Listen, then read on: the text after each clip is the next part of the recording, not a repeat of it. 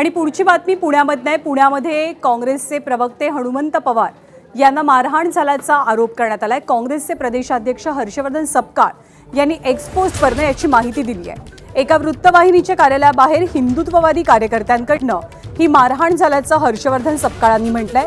तुषार दामुगडे आणि त्यांच्यासोबत असलेल्या काही व्यक्तींकडनं ही मारहाण झाल्याचा आरोप सपकाळांनी आपल्या पोस्टद्वारे केलेला आहे। संबंधित व्यक्तींवरती कठोर कारवाई केली जावी अशी मागणी सुद्धा हर्षवर्धन सपकाळांनी देवेंद्र फडणवीसांकडे केली आहे।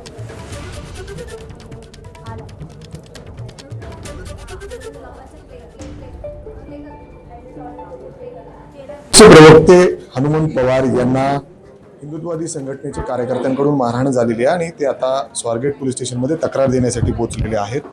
हनुमंतजी, नक्की काय झालं होतं? तुम्ही एका चॅनलच्या डिबेट शो मध्ये होता।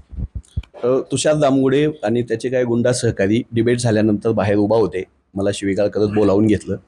हर्षवर्धन सपकाळला बोलल्यास तुला का राग येतो? भाजपाच्या विरोधात बोलताना जपून राहा आणि मग खाली बघ, माझ्या दिसतंय का उजव्या बाजूला काय? मी बघितलं खाली, तर त्याच्या उजव्या कमरेला पिस्तूल होतं। जिवंत राहायचंय, पुण्यात हिंडायचंय, तर नीट अवकातीत राहायचं। मग मी म्हणलं असल्या पिस्तूल खेळण्याला मी घाबरत नाही असं म्हणल्यानंतर त्यानं मला उजव्या हाताने त्याच्या मला डाव्या बाजूवर माझ्या चापट मारली। आणि त्याच्यासोबत जे 3-4 जण होते ते भाजपा।